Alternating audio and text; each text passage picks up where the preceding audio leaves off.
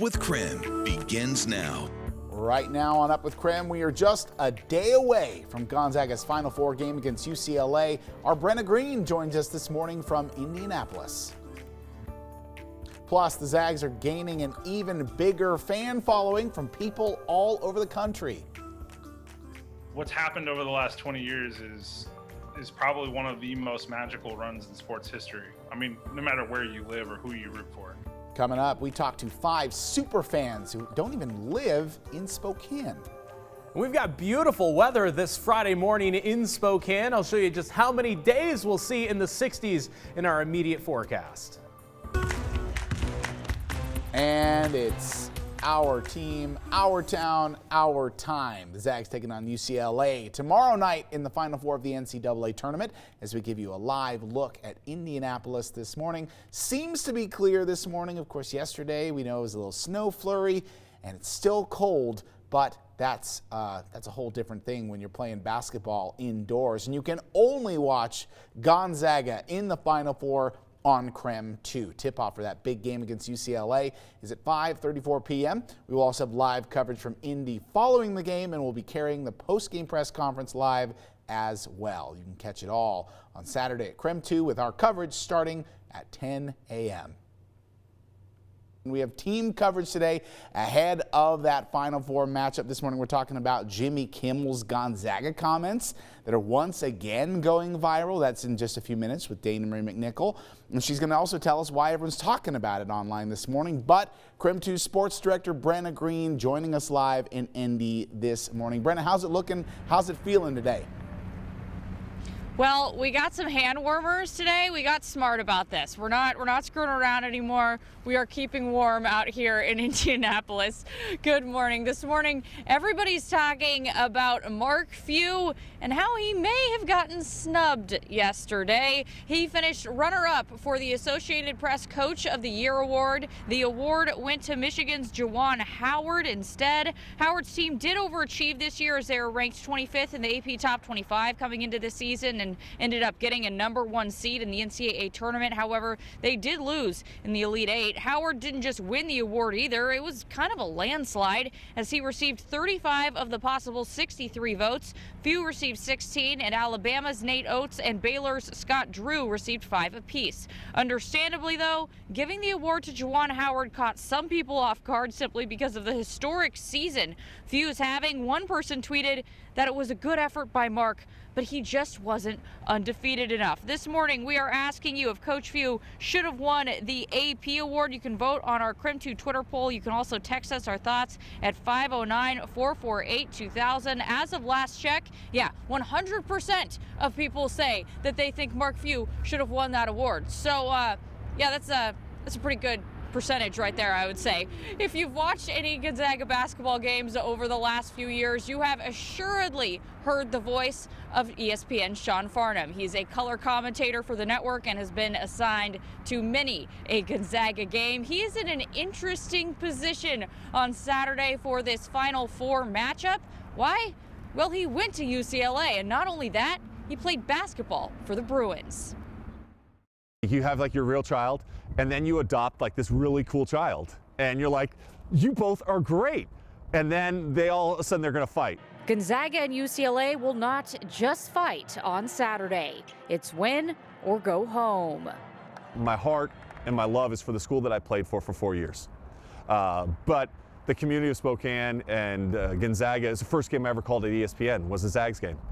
And to call more games, I think, over the last 11 years of the Gonzaga Bulldog program than any other announcer that covers the sport, there's certainly a part of my heart that goes, you know what, I really want to see this continue. No matter what, the result of Saturday's matchup means there will be a West Coast team in the national championship game.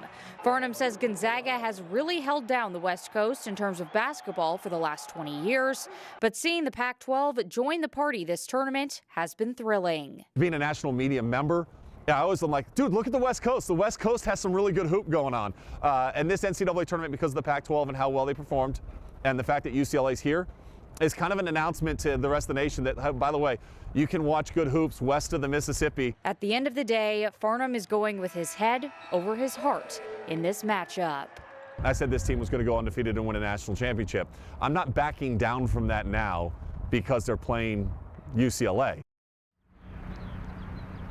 Sean Farnham says that if he were UCLA's head coach, Mick Cronin, he would be studying closely the 20 WCC championship game. The St. Mary's Gales slowed Gonzaga down enough in that matchup in order to get a win. Now, if you're Gonzaga, he says, just keep doing you, and it's probably gonna all work out. Sean Farnham picked our team over his alma mater, and now he wants to help give back. Sean partnered up with the Davenport Hotel to raise money this NCAA tournament.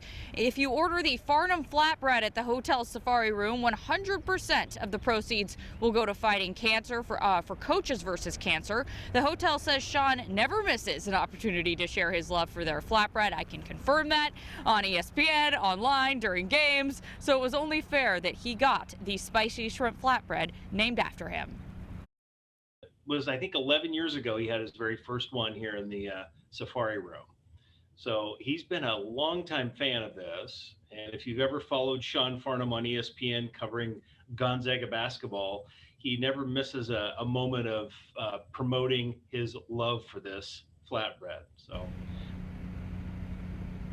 According to Sean, the flatbread is selling 3 times more than any other flatbread on the Davenport's menu right now. That is just outstanding, Spokane. Kudos to you. You can only watch Gonzaga's matchup against UCLA right here on KREM 2 on Saturday. That game tips at 5:35 p.m. Sorry, Eastern Time, Pacific Time. Doing some conversions in my head here.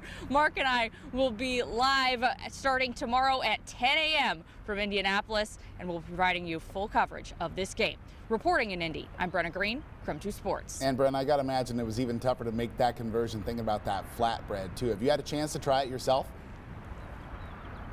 You know, I haven't, which is kind of crazy because, boy, I've probably heard that flatbread shouted out 100 times over the years. But, you know, you go down there, you look at the menu, some other things stand out. You just haven't done it yet. But I know I've talked to one of my friends, and they said that before the Final Four game, they are going to go down there and specifically order that flatbread in honor of Sean Farnham and, you know, just to like pregame the game a little bit. Well, Brendan, we appreciate all of your coverage in Indianapolis. We'll make a couple calls, make sure there's one waiting for you here in Spokane once you get back home.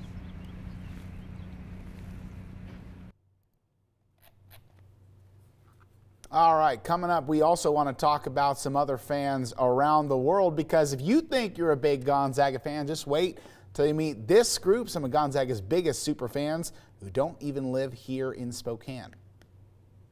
I'm from Jacksonville, Florida. I am from Albuquerque, New Mexico. St. Louis, Missouri. Seattle, Washington. I'm in Niceville, Florida. All of those voices in all of these different cities are connected by two things: the Zags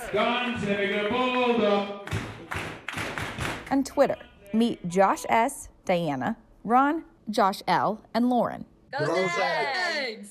They all are super fans of Gonzaga, running Twitter fan accounts. But as you saw, none of them actually live in Spokane. So how did they become fans? I kind of joke that I married into this. My wife is from Spokane, went to Shadle High. I was just born into it because that's my dad. So there was no other choice. My grandparents were in the Spokane area, and I would travel to Spokane pretty much every summer. I am an alumni. I was there from 2002 to 2006. Roni Turioff. The man is an absolute legend. The big afro is why I started watching. A few of them have even been fans since before Gonzaga's Cinderella run in '99. What's happened over the last 20 years is probably one of the most magical runs in sports history. I mean, no matter where you live or who you root for. It was enough to keep Josh here interested, even though he's never visited Spokane. And after all those years, these once strangers from miles apart have become friends. All these people I know from Twitter at some point or another. Everyone is so welcoming, no matter where you're from, how old you are, what you're doing, why you support the Zags. It's just, in the end, that's what matters. You support the Zags. All, of course, rooting for big wins tomorrow and Monday. I will probably cry. I mean, I just burst into tears, and then we'll go from there. But we got to win it first. That's what I always tell everybody. In Spokane, Nicole Hernandez, KREM 2 News.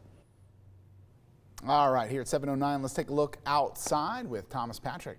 Yeah, it's just shaping up to be so nice here on this Friday morning. In fact, I got to look at Lake Coeur d'Alene behind me. Our temperature is right around 40 degrees across the inland northwest waking up this morning, but it's that sunshine that feels great to close out this work week. So those temperatures should be shooting up very quickly through the morning hours. Let's look at those temperatures across the region. 39 in both Spokane and Coeur d'Alene, still 42 in Ritzville. 48 in Lewiston is the warm spot across the area this morning. Plenty of sunshine. That pesky cloud cover from yesterday is well out of the way by this morning, so we should have a plenty sunny day today. A few more clouds building back in later on in the day, but not before we get into the 60s. In fact, it should be almost 60 degrees by the time we get to noon today, so that is going to be a great day to kick off the Easter weekend. Easter, though, does come with a small chance for some PM showers. So I'll be timing out that small disturbance as it moves through the inland northwest and what you need to know, not just for this weekend, but even the week ahead in terms of our weather. I've got all of that coming up in about 5 to 10 minutes. And late night host Jimmy Kimmel has done it again. He still doesn't think Gonzaga exists. Where they will face off against the fictional school known as Gonzaga. Up after the break, why Kimmy still thinks Gonzaga is just a hoax and how this feud got to where it is today. Well, the very real Gonzaga is 30-0 and just 2 wins away from doing something that hasn't been done in 45 years. The Indiana Hoosiers were college basketball's last perfect team. Things like everything else in life, everything changes, but it doesn't, I don't think it denigrates or says anything less about the 76 team. Coming up at 5:30, Mark Hanrahan spoke to one of the players from that historic team. And before we head to the break, we want to give a huge shout out to Okanagan native Jill Townsend. The Gonzaga senior guard was selected as a 2020-2021 Senior Class Award First Team All-American yesterday. She is the first Gonzaga player to be honored with this national award given based on excellence in the community, classroom, character, and competition. She's truly part of what we call here at KREM the Inland North Best. We'll be right back.